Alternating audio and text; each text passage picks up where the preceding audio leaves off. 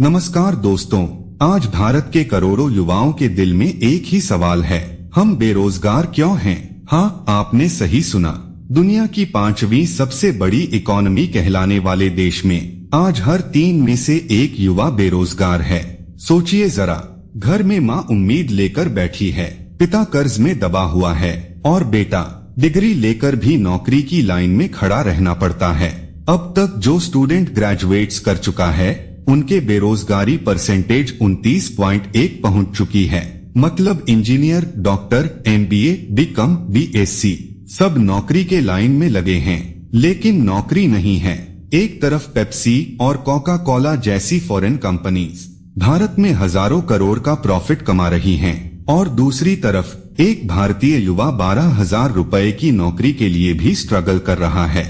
ये आखिर हो क्या रहा है? इतने बड़े देश में जॉब्स कहाँ गायब हो गई हैं? किसने छीना युवाओं का हक? सिस्टम फेल हुआ या हम फेल हुए? आज हम इसी सच को खोलेंगे। क्यों बेरोजगारी बढ़ रही है, किसकी गलती है और क्या है असली समाधान? तो चलिए दोस्तों, बिना किसी फिल्टर के भारत की बेरोजगारी की सबसे सच्ची कहानी समझते हैं। दोस्तों, आज भारत में बेरोजगारी कोई इशू नहीं है, ये एक ऐसी आग है जो हर घर में धधक रही है और जिसका धुआं हर सुबह उस चूल्हे से निकलता है जहां माँ रोटी बेलते हुए चुपचाप आंसू पोंछ लेती है। एक पिता जो सुबह 6 बजे ऑटो लेकर निकलता है, दिन भर पसीना बहाता है, रात को घर आता है, लेकिन बच्चों की किताबों और दूध की बोतल का खर्च जोड़ते जोड़ते उसकी आंखें झुक जाती हैं और वह मुस्कान के पीछे छुपा लेता है वह डर कि शायद अगले महीने घर का किराया भी पूरा न हो पाए। एक बहन जिसने 5 साल की डिग्री में अपनी नींद, अपनी जवानी और अपने सपने सब लगा दिए, लेकिन 10,000 रुपए की नौकरी के लिए भी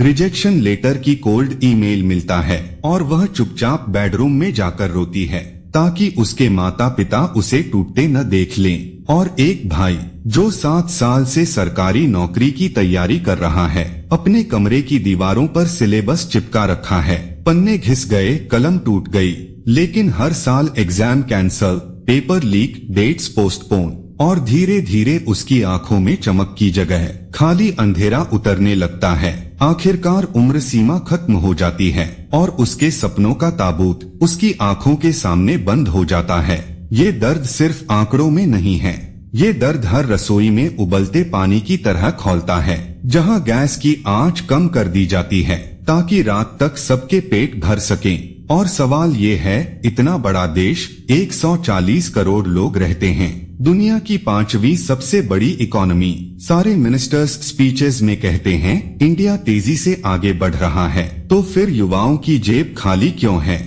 हमारे देश में पेप्सी को 8,000 करोड़ कमाता है और कोका कोला 12,800 करोड़ कमाता है। एप्पल, अमेज़न, हुंडई, टोयोटा सभी फॉरेन कंपनीज भारत से अरबों का प्रॉफिट ले जाती हैं, लेकिन हमारे नौजवान 12,800 रुपए की नौकरी भी नहीं पा पाते हैं। कैसा मजाक है ये?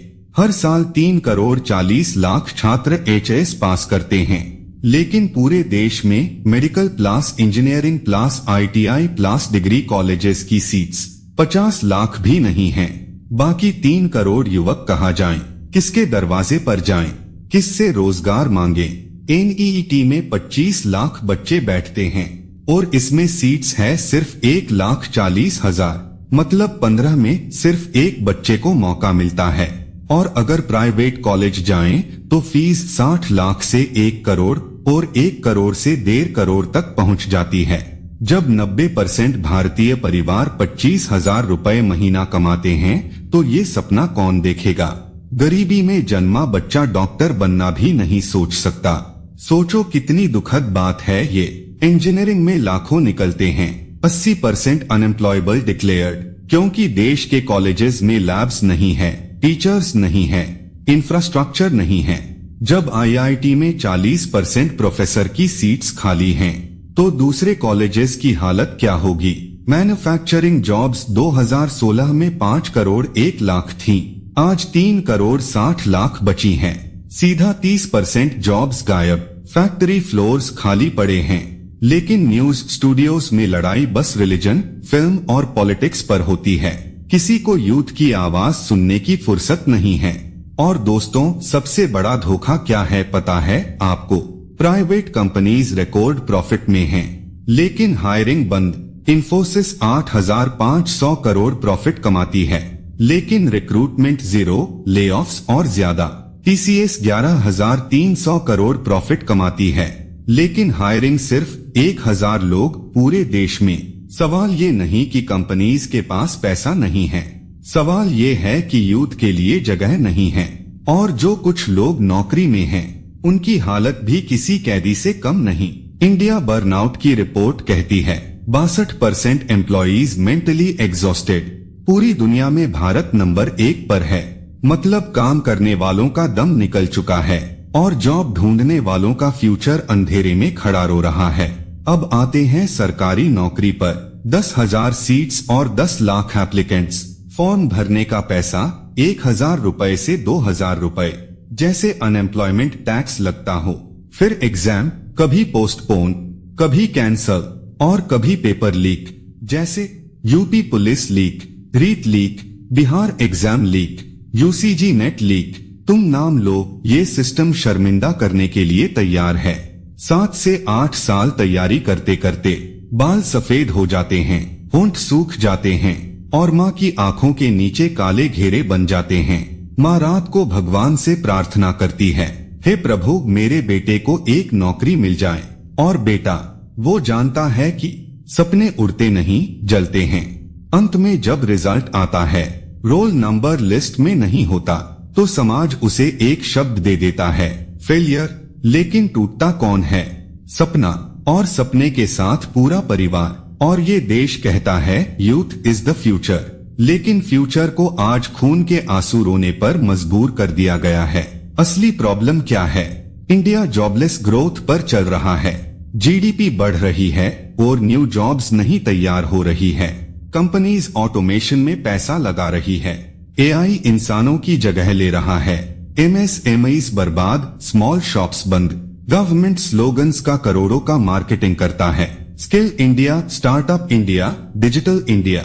लेकिन ग्राउंड पर स्किल सेंटर्स खाली, स्टार्टअप्स बंद और बेरोजगार यूथ बस बढ़ता जा रहा है।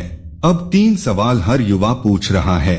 इफ कंपनियां प्रॉफिट में हैं, हायरिंग क्यों बंद? इफ इकोनॉमी स्ट्रॉन्ग है, जॉब्स कहाँ हैं? इफ डिग्रीज हैं, यूथ बेरोजगार क्यों? और सल्यूशन सिर्फ सरकार नहीं, हम भी खुद हैं। हम स्किल सीखें, AI, coding, video editing, electrician, welding, क्योंकि स्किल इक्वल टू इनकम।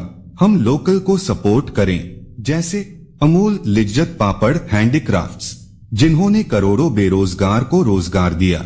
हम डिमांड करें एजुकेशन और मैन्युफैक्चरिंग में रियल इन्वेस्टमेंट, पेपर लीक पर jail, education reforms, real accountability. क्योंकि ये देश कुछ अरबपतियों से नहीं चलता, ये देश चलता है उस दुकानदार से जो सुबह दिया जलाकर दुकान खोलते हैं, उस किसान से जो पेट भरता है, उस मजदूर से जो इमारतें खड़ी करता है और उन लाखों युवाओं से जो आज बेरोजगारी की अंधेरी सुरंग में खड़े हैं, लेकिन फिर भी उम्मीद नहीं छोड़ते। सुन लो, जब तक भारत का युवा सम्मान और रोजगार नहीं पाएगा, इंडिया सुपर पावर बनने का सपना सिर्फ नारा रहेगा। अगर आप चाहते हैं कि हर मेहनतकश युवा को उसका हक मिले, तो इस वीडियो को लाइक करो, शेयर करो और ये आवाज देश के हर कोने तक पहुंचाओ, क्योंकि बदलाव भीड़ नहीं, एक आवाज से शुरू होता है। जय हिंद।